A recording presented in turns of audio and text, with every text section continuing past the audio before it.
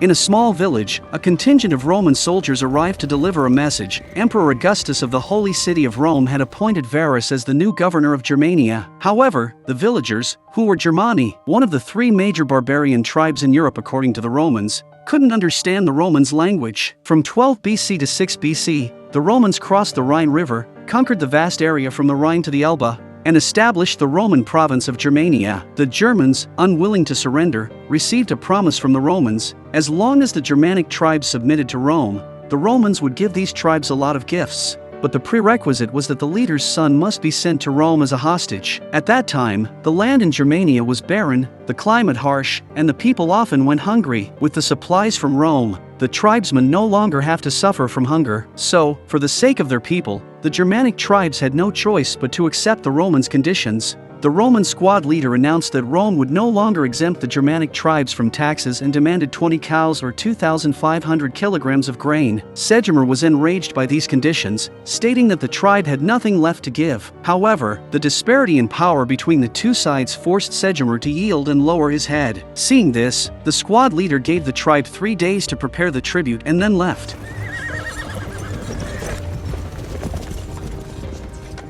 The peace agreement and tax exemption had been secured by the chief's son being held as a hostage. Now, the Romans were going back on their word and demanding even more. They wanted to plunder the tribe completely. Segestes, a nobleman, said that even if the Romans went back on their word, they had no other choice because the Romans were very powerful. Segestes did not want war. He wanted Segestes to compromise with the Romans. So, the chief called for a tribal assembly, hoping to use an oath to compel the various tribes to fight together. The Romans always referred to them as Germani, but the tribes did not see themselves that way. They were the Chattan, Cheruscan, Marcern, and the tribes were not on good terms with each other. The assembly's final decision was not to fight, to maintain peace, which meant accepting a slow death. At that moment, a man noticed a figure on the hillside. The tribe had a rule that women were not allowed to watch the tribal assembly. Realizing she had been spotted, the woman turned to run but was caught.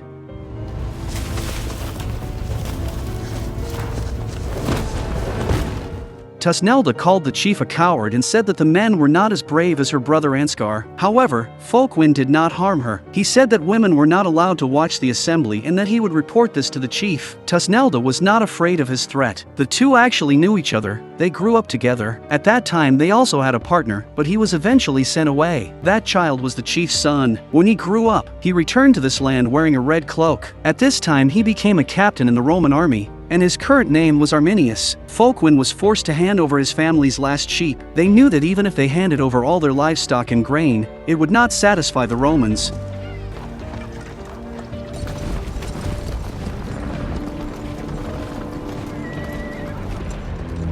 And indeed, the squad leader ordered his soldiers to search for more livestock. Seeing this, the chief was furious but helpless. The tribute was still not enough. The squad leader said that Governor Varus wanted the tribe to show loyalty to Rome by kissing the eagle flag. This was a humiliation for the Germani, an act that would destroy their pride. The villagers looked at the chief, who found it hard to accept. Just then, Segestes stepped forward to kiss the flag, but Tusnelda rushed in and pushed the flag away. Tusnelda, Segestes' daughter, refused to see her father submit to the Romans. As a result, the squad leader dragged Tusnelda by her hair and paraded her through the streets. Folkwin, enraged, was held back by 2 men. The others, fearful of the Romans, did nothing. Suddenly, Ansgar rushed out. Though Tusnelda was saved, Ansgar was injured. The chief, not wanting anyone to be harmed, had to submit to the Romans.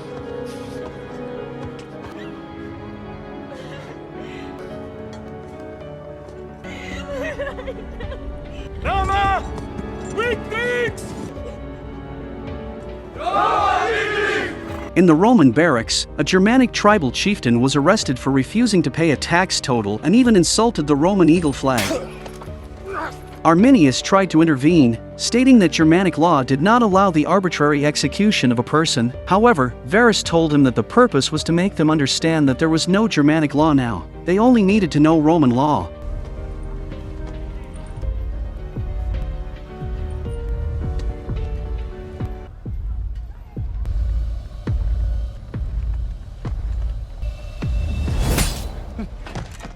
Arminius then beheaded the chief. The nearby Germani wept in sorrow. Ansgar was critically injured. With the help of a healer, Ansgar survived, but the brain injury left him mentally impaired. The once lively boy now sat on the ground, lost in thought. Tusnelda wanted revenge for her brother and planned to steal the Romans' most important symbol. Folkwin decided to join her, and they recruited 2 more companions. The 4 planned how to infiltrate the heavily guarded Roman camp, steal the eagle flag, and escape safely. Tusnelda and Folkwin went ahead, while the other 2 approached from the rear. Folkwin led Tusnelda on a leash, telling the guards she was a slave. The guards, not wanting to offend a centurion, let them in. Inside, they headed straight for the tent where the eagle flag was kept. Tusnelda used her charm to distract the guard, and they quickly took down the guard.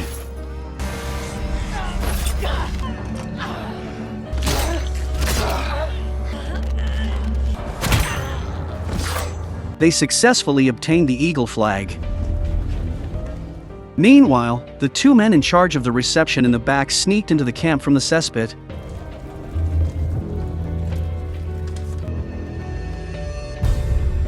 Where they tackled a couple of Roman soldiers and brought a jar of wine along with them. Arminius was making his rounds of the barracks when he found a cloak and a trail of blood, and again found soldiers in pools of blood. The Romans realized the camp had been infiltrated. The 4 intruders had a plan. Earlier, Folkwin had said that if a wolf pack surrounded you, you must be more hungry and determined than the wolves. Amid the chaos, the 4 used the wine to set the tents on fire and walked out calmly. They disappeared into the fog as the Roman soldiers rushed to put out the fire. Arminius found a wolf tooth pendant and realized who had stolen the eagle flag. Varus was furious about the loss of the eagle flag. All the guards would be punished, and the god of war, Mars, would not forgive them. Metellus volunteered to retrieve the eagle flag with 100 Roman soldiers. Varus asked how he planned to find it among hundreds of tribes. Metellus planned to burn down each tribe until the flag was found. Varus rejected the idea, fearing it would incite a rebellion and unite the Germanic tribes against Rome. Arminius then offered to find the eagle flag in 1 day, but he needed to take Germanic mercenaries with him. Varus agreed. The man fighting was Talio, the commander of the Germanic mercenaries. Arminius gave an order for them to leave at dawn. Talio taunts the officer in front of him in Germanic. He, however, does not realize that Arminius understands their language as well, so Talio is punished. The next day, Arminius set out with the mercenaries. The eagle hunting squad returned to the village with the eagle flag. The villagers were overjoyed, chanting, "Long live Folkwin! Long live Tusnelda!" The chief took the eagle flag and let out a roar, releasing long-suppressed emotions. The chieftain sat down next to Folkwin and asked him if he knew what it meant to steal the Roman eagle. Folkwin said victory, but the chief told him it meant blood, lots of blood. Folkwin didn't think the Romans could find them, as there were hundreds of villages between them, but the chief still looked solemn. Meanwhile, Segestes secretly left the village. Arminius sent the mercenaries away and returned alone to his childhood home. He wanted to resolve the issue himself, not wanting to involve his family and villagers. The villagers saw the Romans coming and hid behind the walls. The chief, recognizing the young man on the horse, ordered the gates to be opened. The villagers were confused. But Arminius removed his helmet in front of the chief. A boy was chased by a lone wolf. Clutching a spear in fear, 2 figures rushed out, and the girl threw her spear, hitting the wolf. She saved her friend and knocked out 3 of the wolf's teeth. The 3 children made a vow to the god Woden, united in glory and defeat. Their enemies would be each other's enemies. Just as they finished their vow, Roman cavalry surrounded them. The leader asked if the boy was Ari. The boy sensed danger and ran. When he returned home and told his father about the Romans in the forest, he found a Roman soldier with his father. Chief Segestes had to hand over his 2 sons for peace between the tribes and Rome. The mother wailed in grief, and the boy thought he had done something wrong, vowing never to make the same mistake again. This was Arminius' last memory of his homeland. Arminius asked his father about his mother. His father didn't answer, and Arminius understood. His mother had died of a fever 6 years ago. Arminius gave his father a device, explaining it could tell time, and that Rome had things his father couldn't imagine. He promised that if the eagle flag was returned, he would ensure Varus wouldn't find out who stole it. Segestes called out Ari's name, but Ari was no more. He was now Arminius, a Roman cavalry commander. Segestes arrived at the Roman camp and told Varus he knew where the eagle flag was. He blamed Folkwin for the theft, not mentioning his daughter. He wanted to become the chief to better maintain relations with Rome. Varus didn't care who the chief was. He didn't need a puppet in Germania. Arminius, on a hill, remembered leaving the village. Folkwin and Tusnelda approached him. The three childhood friends were now adults. Arminius showed them the wolf tooth pendant and said they had stolen the eagle flag. The pendant belonged to Tusnelda. Arminius, who had lived in Rome, knew the power of the Roman army. If they didn't return the flag, everyone would die. Tusnelda thought he had changed, become a coward. Arminius believed Ansgar's condition was a result of their actions against the Romans. The vow of united in glory and defeat was broken. Back in the village, Arminius was surrounded by Barulf and his men. Barulf had seen Arminius behead a chief, who was his uncle. Seeing Arminius alone, Barulf saw his chance for revenge. In Germanic tribes, only the gods could decide a person's fate. Arminius had no such right. Barulf attacked with an axe, and Arminius defended with his sword. Arminius was unable to withstand the opponent's powerful attack. Folkwin and Tusnelda watched the fight.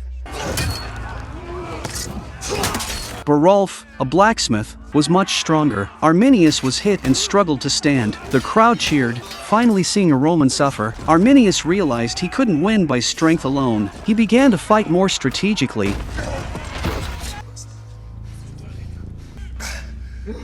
He gained the upper hand but didn't finish Barulf off. Barulf, driven by revenge, attacked again. Arminius was knocked down, helpless. Just then, Barulf was knocked out by Folkwin. Folkwin challenged anyone who wanted to take his friend. He was conflicted, not wanting to see his friend die, even if Arminius had forgotten their vow.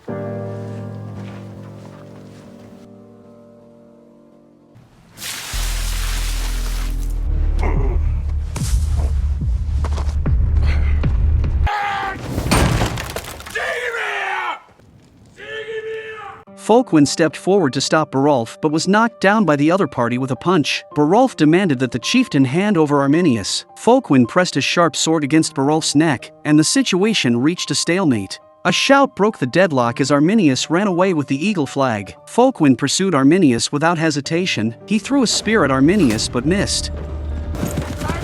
Folkwin quickly grabbed his weapon and continued chasing Arminius.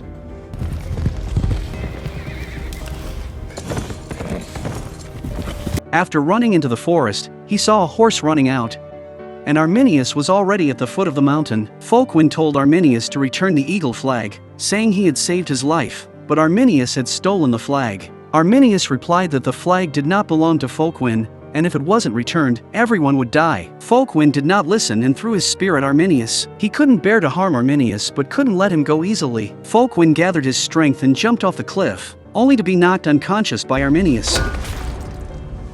Arminius did this to save his friends because he knew how powerful Rome was and he couldn't let his friends die.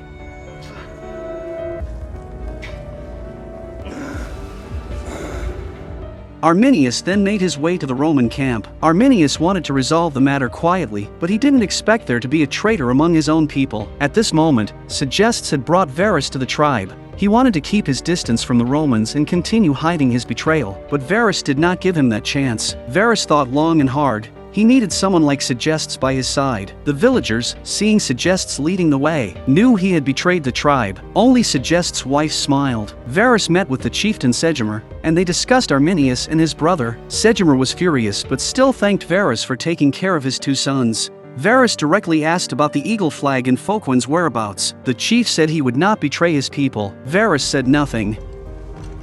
Segestes brought Roman soldiers to Folkwin's house but did not mention his daughter. Tusnelda warned Folkwin's family to leave, but it was too late.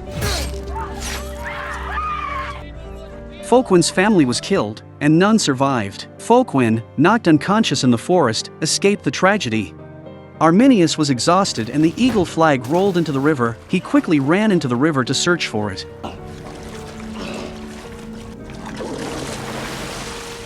Suddenly, he felt a wolf watching him. Just as he prepared to fight, the wolf disappeared.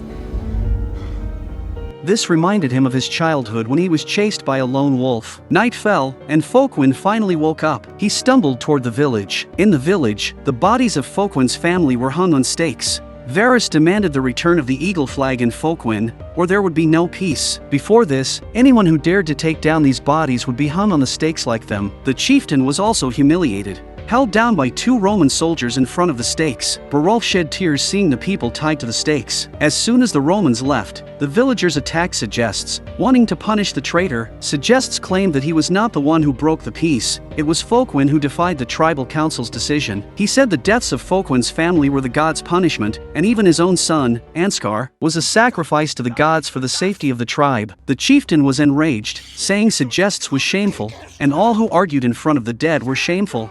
He dispersed the crowd and stood alone before the dead, blaming himself for his incompetence. Back in the village, Tusnelda stopped Folkwin from coming closer. Folkwin, having lost all his family, knelt on the ground, unable to believe what he saw. Tusnelda told Folkwin to leave immediately because it was not safe for him to be here. She promised to find a way to bury his family. At that moment, a group of people appeared behind Folkwin, led by Barulf. Barulf handed his axe to someone nearby and embraced Folkwin. Barulf said that these people behind him and himself would follow Folkwin, but at this time Folkwin only thought about his family. Barulf had no choice but to knock Folkwin unconscious again and take him away from the village. Arminius returned the eagle flag to the camp and requested a transfer, anywhere but Germania. Varus had already sent a messenger to the emperor, nominating Arminius to be knighted, the highest honor a barbarian like Arminius could receive. Arminius smiled. Varus then said Arminius had one last task, to uphold the legion's honor and punish the thief of the eagle flag. This final task was to execute Folkwin. Folkwin and Barulf, along with a group of people, appeared in the forest. They were now a resistance force against Rome. As they discussed how to grow their ranks, a group of people surrounded them on a hillside.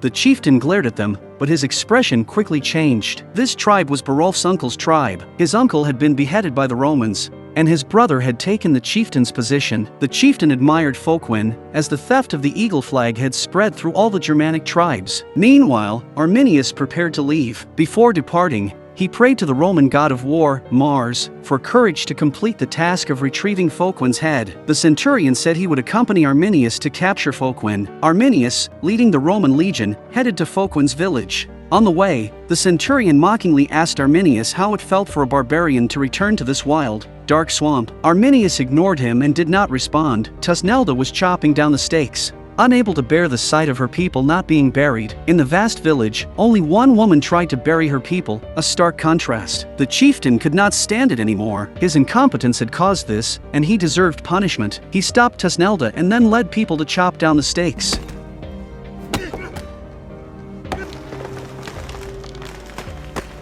At that moment, the Roman horn sounded. Varus had said that anyone who took down these criminals would be hung on the stakes. Arminius looked at his father and then ordered the burial of these people. The centurion was displeased but had to comply. That night, they held a funeral for the dead. When Tusnelda saw Arminius approaching, she chased him away. That night, Tusnelda heard someone informing the Romans of Folkwin's whereabouts. Tusnelda returned home and tried to take a horse to find Folkwin, but her father stopped her. Wo willst du hin? Segestes planned to marry his daughter to Rake Hadgon to prevent her from escaping. He tied her up. After a party, everyone fell asleep. Folkwin suddenly felt something at the door. He woke up Barulf, and they both stared at the door. Everyone woke up and looked towards the door, but there was only a sheep. Just as everyone relaxed, someone attacked a member of the group.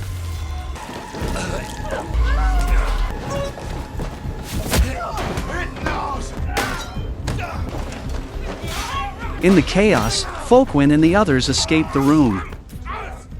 Barulf used his body to block the door, letting the others go first. At that moment, a knife pierced through the door, stabbing Barulf. Seeing Barulf fall, Folkwin could only take the remaining people and quickly escape. The chieftain betrayed Folkwin because the Romans had given him enough benefits. Seeing Ansgar continually hitting the pillar, his mother wanted to end his suffering. Tusnelda noticed her mother's strange behavior and begged her father to untie her. Not wanting to lose her brother, Segestes hesitated for a long time but finally released Tusnelda. On the cliff, the mother was playing a game with Ansgar, blindfolding him. She then told Ansgar to turn around and walk toward the edge of the cliff. Tusnelda ran through the forest, and Ansgar kept moving closer to the edge.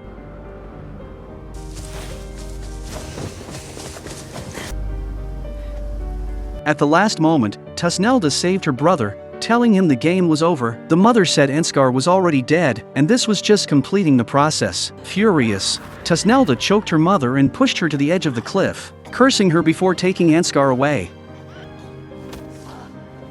The priestess stopped Tusnelda in the forest, telling her to find Folkwin. She told Tusnelda to leave Ansgar with her, saying she would take care of him. Folkwin and his group reached the Dark Realm, where it was said only the undead could enter and survive. Folkwin told everyone they were now the undead, and this was a good place to hide. A member, terrified, chose to flee. Arminius and the centurion sat by the campfire. During their conversation, it was revealed they had fought together before, and Arminius had saved the centurion's life. The centurion decided not to pursue the matter of burying Folkwin's family. At that moment, Roman soldiers captured the deserter. Arminius learned from him that Folkwin had gone to the Dark Realm. He promised the man he would be spared if he revealed Folkwin's whereabouts, but the centurion, knowing Arminius could lead the way, killed the man instead.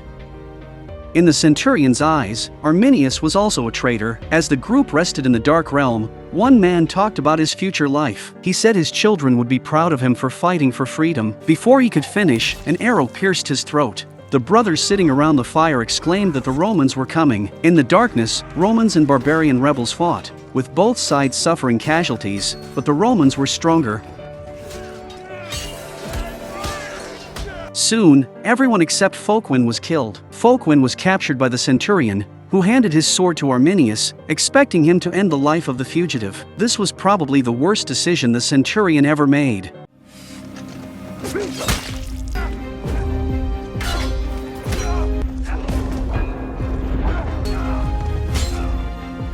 Folkwin stared in disbelief at what was happening. Like Folkwin, Arminius did not want his childhood friend to die in front of him. Even after praying to Mars, the god of war, to grant him strength, he still could not bring himself to do it. As Arminius tended to Folkwin's wounds,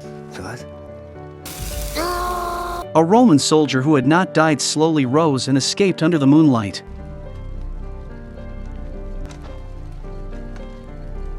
The three childhood friends were reunited, but even after killing the Roman soldier, Arminius refused to join them. He still chooses to go back to the Roman barracks and takes a random head back in order to save Folkwin. In Varus's eyes, all barbarians were the same. Back in the Roman camp, Varus pressured chieftain Segestes. He told Segestes that if he did not provide enough grain, he would use slaves instead. Segestes said he would never let his people become slaves. Varus then suggested a change of chieftain, saying a beggar-like chieftain was not what he wanted. He told Segestes to step down and let his son Arminius take his place. Among the Charusai, only when the father died could the son inherit the chieftain's position. Segestes said nothing and left.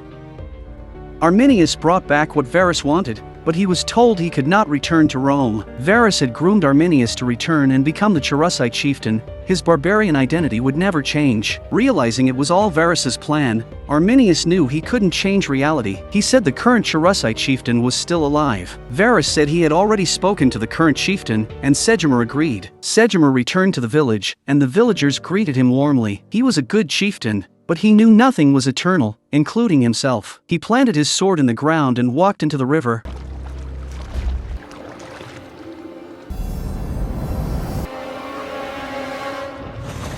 A series of blows made Arminius see through Rome. He smashed the statue of Mars. That was the Roman god of war, not his. His faith was shattered. It so happened that one of the guards came to report that one of the men who had accompanied him earlier had returned to the barracks. Learning that the soldier had not said anything yet, Arminius dismissed the guard. He then personally broke the survivor's neck. This scene happened to be seen by Talio. Arminius had just put his hand on the arrow when the doctor arrived, pronouncing the soldier dead. Talio looked puzzled at the scene before him. Tusnelda, who had planned the theft of the eagle flag, had become a seer who could communicate with the gods. Folkwin brought her back to the tribe that had betrayed him, but the chieftain did not believe in the seer. Tusnelda used the thunder to convince everyone of her identity, and her strange behavior made them submit.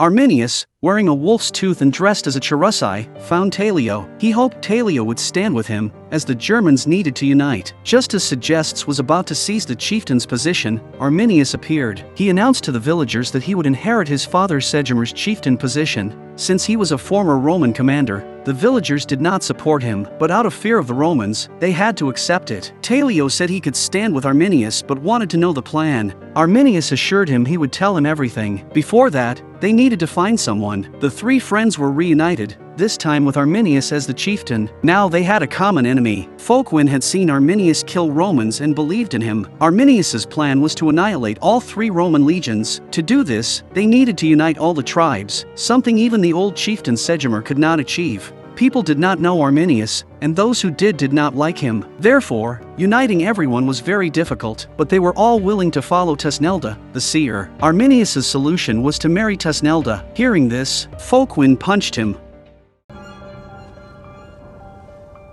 Folkwin could only watch from afar as the woman he loved married his brother. He knew deep down that this wedding was just a charade, but they were now legally husband and wife.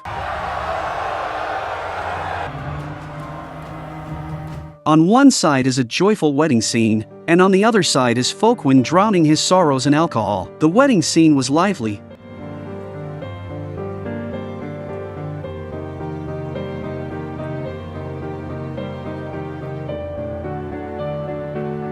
But Folkwin didn't feel happy as he watched everyone cheering. Folkwin drank a lot and gradually became intoxicated. At that moment, a group of Roman soldiers escorting slaves passed by and asked Folkwin what he was doing alone in the wilderness so late at night. Folkwin did not answer and instead attacked them directly. Excessive alcohol slowed down Folkwin's movements. His fists failed to hit the enemy. Instead, he was beaten to the point of spitting blood and collapsing to the ground. The Roman soldiers tore off Folkwin's wolf-tooth pendant and threw it to the ground. Arminius also loved Tusnelda, but he knew that Tusnelda always had Folkwin in her heart. Tusnelda herself is aware of this, but it is difficult to force matters of the heart. After the wedding, the two prepared to go to the Roman camp because Varus wanted to meet Tusnelda. Just as they were about to leave, Tario brought bad news. They had found Folkwin's wolf-tooth pendant. The three hurried to the scene and found a body in the fire pit, burned beyond recognition and unidentifiable. Everyone could only accept the reality of Folkwin's death, compose themselves, and continue to face Varus. Folkwin had not died.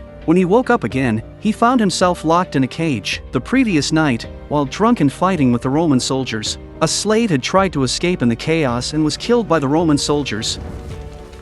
Thus, Folkwin took the place of that slave. When he woke up, it happened to be the time when Arminius and his wife arrived at the Roman military camp. He wanted to call out to his companion, but was afraid of attracting too much attention, and as a result, he missed the opportunity to recognize him. Varus had secured knighthood for Arminius, and at the moment he received the sword, Tusnelda felt Arminius's uncontrollable joy. Varus gave his first order to have the sons of the chiefs of the various tribes brought before him, and he wanted to use the chiefs' children to hold the chiefs in check. Arminius agreed. Tusnelda did not understand. If Arminius truly wanted to unite all the tribes, he should not be taking their children. Arminius asked her to trust him, saying he already had a plan. Previously, when Arminius proposed uniting the tribes, one chief was the first to object. This time, when they came to capture his son, he drew his sword to attack Arminius, but this was futile. He could only watch as his son was taken away. As Tusnelda left, she told the chief to convene a tribal meeting on the night of the full moon. The chiefs, whose sons had been captured,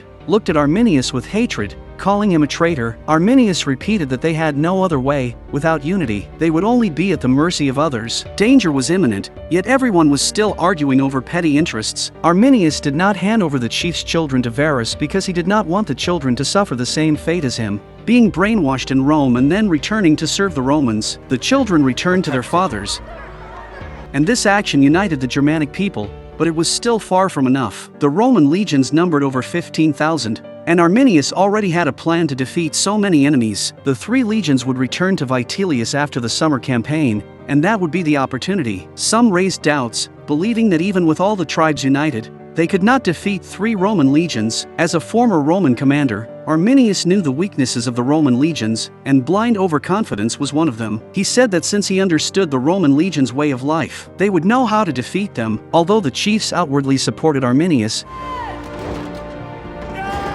in reality, They truly supported Tusnelda. Tusnelda would lead the tribes into battle. Arminius would return to the Roman camp and persuade Varus to lead the Roman legions into the forest. If the plan failed, Arminius would be crucified. Under these circumstances, Tusnelda was moved, and they became a true couple.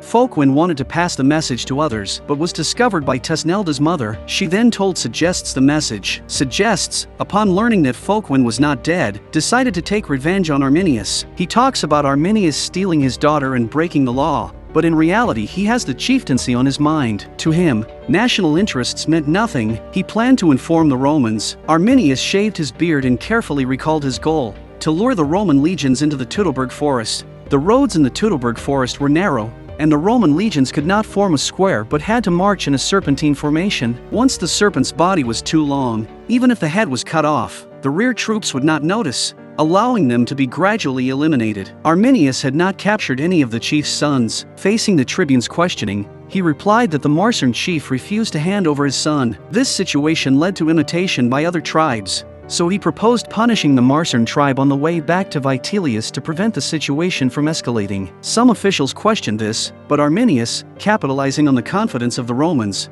rhetorically asked if the other side was afraid that 1,000 Marsian. The tribune did not speak, and Varus, placing his hands on both their shoulders, decided to follow Arminius's proposal to punish the Marsi people as a deterrent. When Arminius was getting rid of the Roman legions, Segestes came to inform on him. He told Varus that Arminius planned to betray him. Varus turned to Arminius, who did not speak in the face of Segestes' accusations. Segestes pointed out that the head hanging outside was not Folkwin's. The real Folkwin had been enslaved and was being held in the Roman camp. Arminius was surprised, but he didn't show it. He then said that he would lead 15,000 Roman soldiers into the encirclement and destroy them with 500 barbarians. This was the plan of a Roman knight. Every word Arminius said was true, including replacing Folkwin with other people's heads. And then he asked Varus, what else could the truth be? Varus laughed heartily. He did not believe Arminius would betray him and instead locked up Segestes. If you don't believe me, then put a smoke. Arminius saw Folkwin in the slave prison and told him that on the way back to Vitellius, they would launch a general attack, and Folkwin would be able to escape then. The Roman legions advanced like a steel torrent towards Vitellius, a massive army the barbarians had never seen before. They marched in perfect formation, fully armed, striking fear into the hearts of all who saw them. The Roman legions maintained their tight formation and marched steadily. After entering the Teutoburg forest, the large square formation turned into small groups of 3. Moving deeper into the forest, Arminius was ordered to lead the Germanic auxiliaries at the front. Before setting off, Varus expressed his trust in him. Upon entering the dark and dense Teutoburg forest, Arminius could not help but vomit, whether from nervousness or the reaction to his lies, or perhaps both. But the plan had begun, and there was no turning back. Arminius drew the sword of the imperial knight, his emotions turbulent for a long time. On the other hand, Chatan chief Hedigen retreated at the critical moment, which shook the already unstable tribal alliance. With manpower already insufficient, losing the support of the Chatan people made the other tribal chiefs hesitate to continue the fight. Only Tusnelda could stabilize the morale. At this time, she was very angry because Arminius was risking his life to lead the Roman legion into the forest. She said that this land was where their gods lived and everyone should not doubt themselves. As she spoke, Tusnelda drew the bone dagger from her waist and recounted the story of Woden, the father of the gods, who sacrificed one eye for wisdom. Then, in front of the chiefs, she sacrificed one of her own eyes. Inspired, the chiefs struck their weapons against their shields and chests, roaring with the determination to fight. On the narrow road, the Roman soldiers marched in double file. The forest was filled with thick smoke, and many eyes watched them from the shadows, waiting for the Romans to fall into the trap. Forests and swamps.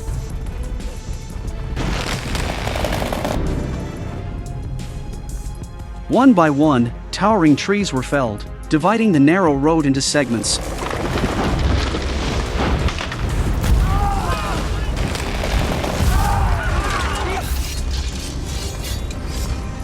The Roman captain ordered a halt and prepared for battle. The barbarians had camouflage painted on their faces, blending with the trees. Tusnelda raised her spear, and a volley of spears and arrows flew towards the Romans, instantly taking down a portion of the enemy. After the ranged attack, Tusnelda let out a roar, and the Germanic people charged. The Germanic people fought with an advantage in the forest, using segmented tactics and outnumbering the enemy.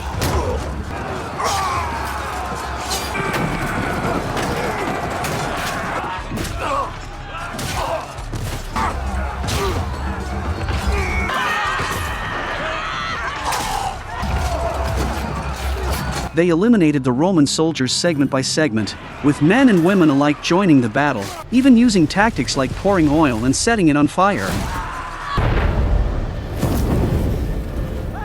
Arminius was at the front of the formation, with Tario leading the Germanic auxiliaries in front of him and the Roman troops being attacked by barbarians behind him. The Roman captain seemed to sense something was amiss. Arminius removed his helmet, his face also painted with Germanic camouflage, and ordered the Germanic auxiliaries to attack the Romans. Hedigen, who had fled the battle, encountered Segestes, and their thoughts aligned. Segestes proposed that if the Romans were about to win, they would attack Arminius, allowing Hedigen to gain everything Arminius possessed. Hedigen was tempted. Varus was still advancing, but news came from the front that the main force had been defeated. The tribune said this was a carefully planned betrayal, but Varus still did not believe his son would betray him, insisting it must be the Marsian rebels and that Arminius must be in a fierce battle. With their flank exposed, Varus ordered a return to open ground. Arminius looked at Tusnelda, who was wearing an eye patch, and carefully removed it, feeling heartbroken. They embraced. And as Arminius was about to mention Folkwin, Tusnelda interrupted, saying she would avenge Folkwin. The war was not over, the second phase of the battle was about to begin. Varus returned to open ground, and the legions still had considerable forces. Tusnelda had already made preparations, and the Germanic tribes gathered at the edge of the forest, facing the Roman legions head-on. Some fought for the past, like Arminius, while others fought for the future. This was a direct confrontation between foster father and son.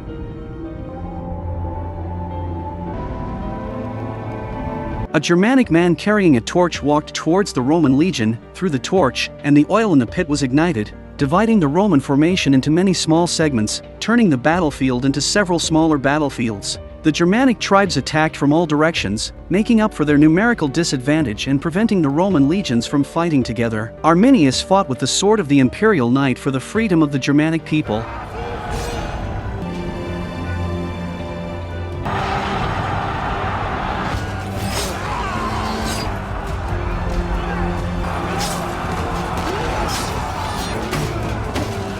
Folkwin also took the opportunity to strangle the person guarding him.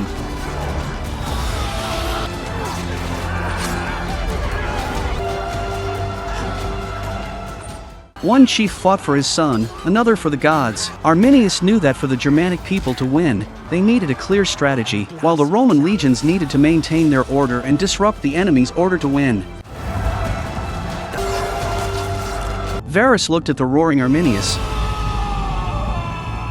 Their eyes meeting, a chieftain was accidentally stabbed in the vitals by the enemy. He looked at his fallen tribesmen, realized that his blood and their blood would continue to nourish the land, and then died on the battlefield. At this point, Tusnelda is in danger when a Roman soldier sneaks up on her and knocks her to the ground. She killed the Roman soldier with her spear, but the continuous battle was taking a toll on her strength. Folkwin also joined the fight. Amidst the battle, Arminius turned and saw Tusnelda's brother Ansgar standing quietly in the chaos, gazing at the sky. Tusnelda also saw her brother in Folkwin and was momentarily stunned. The three formed a triangle, protecting Ansgar from harm. Arminius's face was slashed, but he continued to fight, killing his opponent with his own hands. Seeing Folkwin in danger,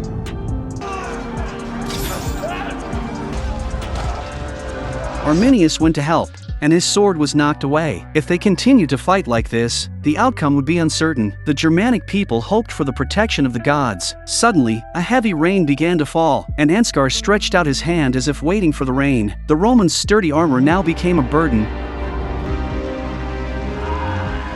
as the rain made the armor heavy and the ground muddy, making it difficult for them to stand, let alone fight properly. The Germanic people, unburdened by armor, fought fiercely, unleashing years of pent-up anger on the enemy. Varus, on horseback, watched as the Roman soldiers sank into the mud. Folkwin seized the eagle standard and raised it high, shouting. Varus dismounted, ordered his attendant to remove his armor, and granted the attendant freedom. Varus walked towards Arminius, picked up the fallen knight's sword from the ground,